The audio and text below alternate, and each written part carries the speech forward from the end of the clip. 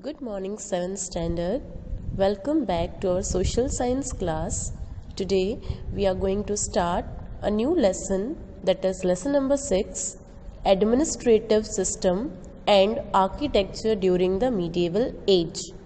Administrative system, that means the management, and architecture means art of designing and constructing buildings during the medieval age. Now children, there is a short story about the Kasamir's Lok Dairo. Lok Dairo means a group of folk singers was organized in the village square and the entire village had gathered there at night. Small children had already taken their positions in the first row. Then patriotic songs were also being sung at the Lok Dairo along with the folk songs.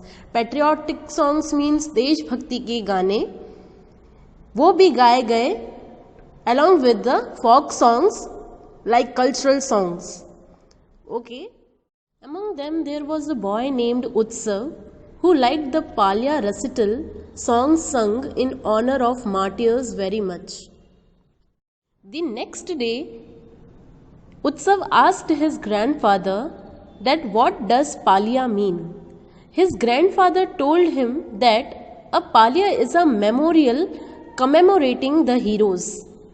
That means Palya का मतलब उन्होंने ये समझाया that it is a statue or a structure of a person that reminds the other people of his bravery.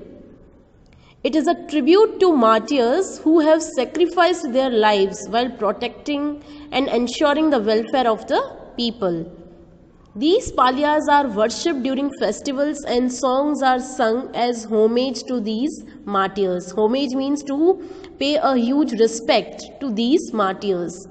This is the culture of our country, said by the grandfather to the Utsav. Then Utsav and his friends requested his grandfather that grandfather please enlighten us about the culture of our country. Enlighten means कि हमें थोड़ी जानकारी दीजिए हमारे culture के बारे में जो हमारे देश का कल्चर है. Wait, said the grandpa. He went in and came back with some pictures. He then asked Utsav, can you see temples in these pictures? It seems as if these stones have their own stories to narrate, isn't it? Today I shall tell you about the civilization and culture of the Rajput age. Then the grandfather came with some interesting pictures and asked Utsav that कि कभी उसने ऐसी कुछ pictures देखी हैं. ये pictures अपने आप के बारे में खुद ही कुछ बयां कर रही हैं. Then he told them that he will explain about the civilization and culture of the Rajput age. Civilization you can say सभ्यता जो हमारे देश की है.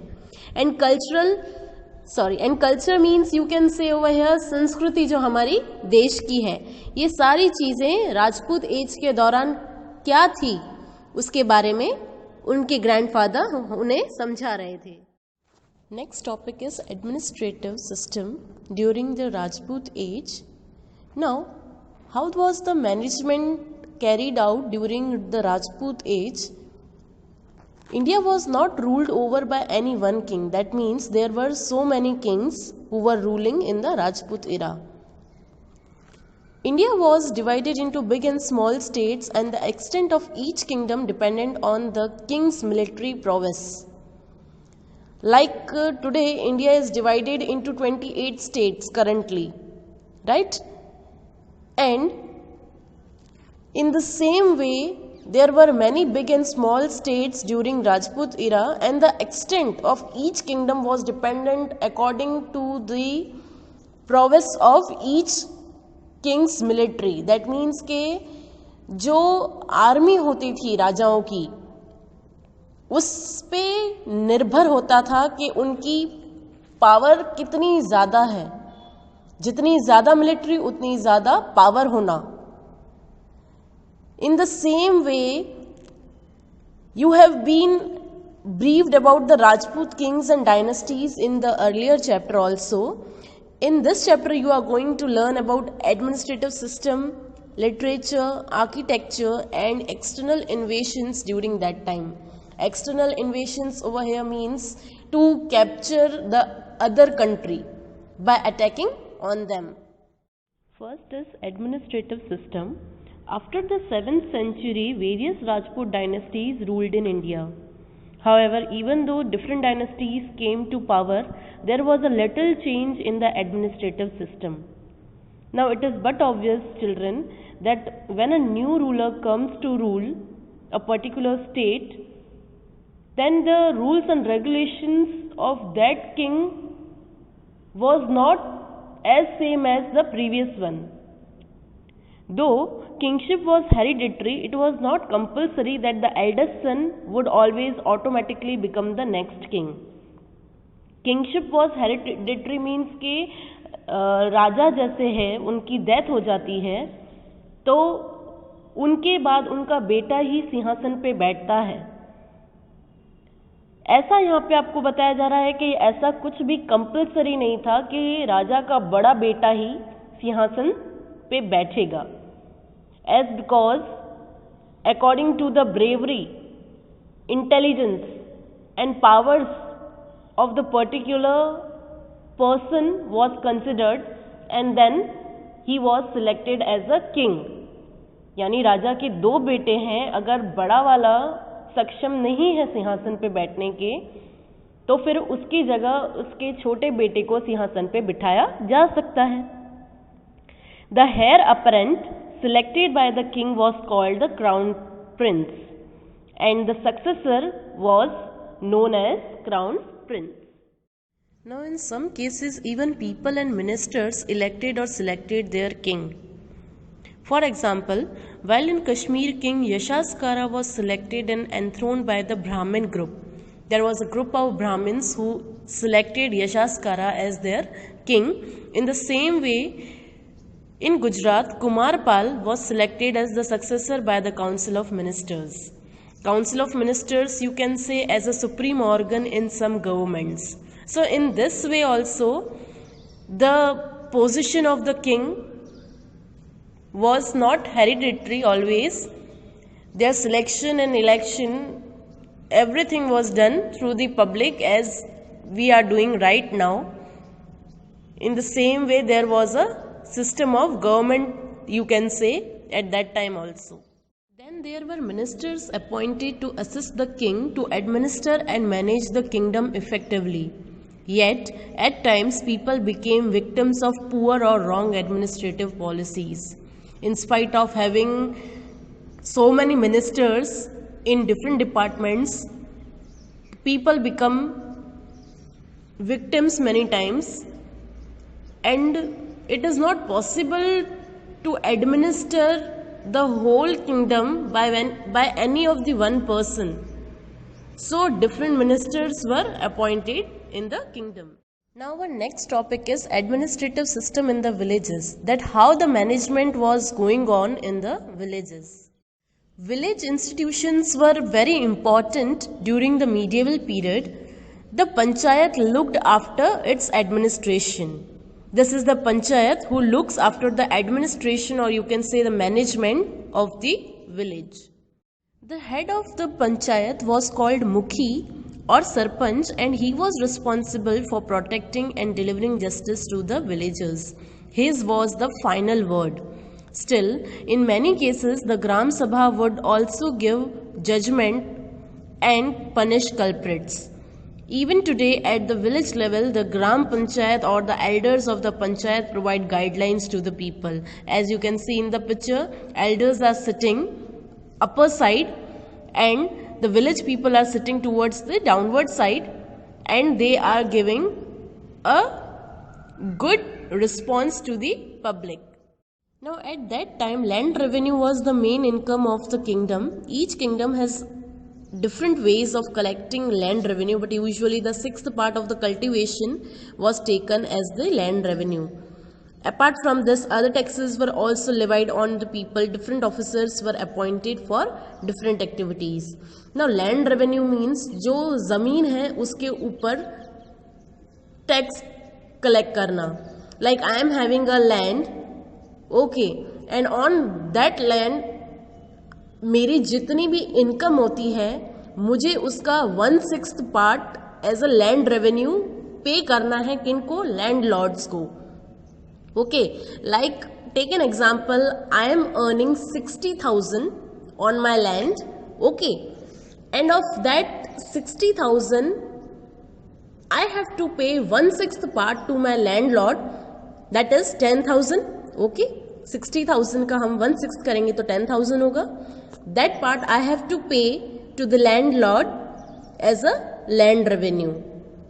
And after that landlord क्या करते हैं, उस कर्ज से आर्मी को रेडी करते हैं. ओके, उस पार्ट में से वो राजा की जो आर्मी होती है उनके लिए वेपन्स लेना, उनको ट्रेनिंग देना, etc. Works are done by the landlord. And apart from that also they are very helpful to the king. And along with this other taxes were also levied on the people, like a pilgrim tax we can say, है ना. जो यात्री अपने धर्म में मानते और जो मंदिर में टेम्पल्स में जाना पसंद करते थे, अगर उनको टेम्पल के अंदर एंटर होना है तो उसके लिए उनको जो टैक्स पे करना पड़ता था उसे बोलते थे पिलग्रिम टैक्स. इस तरीके से बहुत सारे टैक्सेस उस टाइम पे उनके ऊपर फोर्स किए जाते थे. किनके ऊपर? प्रजाओं के ऊपर, जो प्रजा होती थी. And in this picture you can see that taxes were collected at the ports and octroi points also. Landlords collected the tax and paid tribute to the kings. As I have explained you before, taxes were also collected on the ports. Like we can take an example, here we are having Kandla port. Over there taxes are collected. Okay. And along with that, octroi points means the goods which are coming to the country or state or going to another country, then import and export जो हो रहा है हमारे country में उसके ऊपर भी taxes collect किए जाते हैं. That is known as octroi points. Now next is literature. During the Rajput age there was a lot of religious writing as well as literature of various kinds. And during Rajput age scholars and education received great patronage from the kings. Patronage you can say a support from a king to the scholars and education.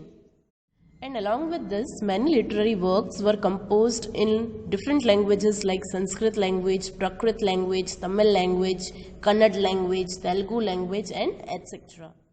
The great Sanskrit poet Magh composed the epic Shishupal Vadha. This epic describes the killing of Shishupal by Sri Krishna. As you can see in the picture also, that how Sri Krishna is killing Shishupal Vadha. Who was Shishupal? You people may be knowing about this story कि Shishupal cousin brother थे श्री कृष्ण के. And जब उनका birth हुआ था शिशुपाल का, तब उनको यह उनकी माता को, जो शिशुपाल की मदर थी, उनको ये बोला गया था कि इस पुत्र की मृत्यु श्री कृष्ण के हाथों ही होगी. उस टाइम पे शिशुपाल वाधा की मदर ने रिक्वेस्ट की थी श्री कृष्ण से कि उसकी जान बख्श दे. तो श्री कृष्ण ने उनको प्रॉमिस किया that he will forgive his 100 mistakes. उसकी 100 भूलें मैं माफ कर दूंगा, ऐसा श्री कृष्ण बोलते हैं. बट वन डे उन्होंने, शिशुपाल ने बहुत ही अब्यूसिव लैंग्वेज यूज की श्री कृष्ण के विरुद्ध. उनको बहुत ही ऐसी चीजें बोली गई जो उनको नहीं बोलनी चाहिए थी. And at that time Shri Krishna was counting his mistakes. ये बात तब की है जब महाभारत हो रही थी. ओके, जब दुर्योधन और उनके साथ ही जब शिशुपाल इंद्रप्रस्थ गए थे, ये तब की बात है.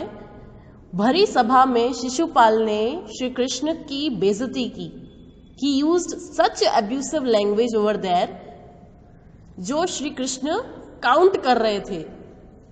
श्री कृष्ण वार्न कर रहे थे शिशुपाल को कि आप रुक जाइए, बट तब भी शिशुपाल नहीं रुक रहे थे। एंड जैसे ही उनकी 100 मिस्टेक्स पार हो गई, उसके बाद सुदर्शन चक्र से श्री कृष्ण ने शिशुपाल का वध कर दिया। So this is the story which was composed by Magha Shishupal Vadha. So students, our first part of this chapter is completed over here. We will continue with another story in the next part. Thank you.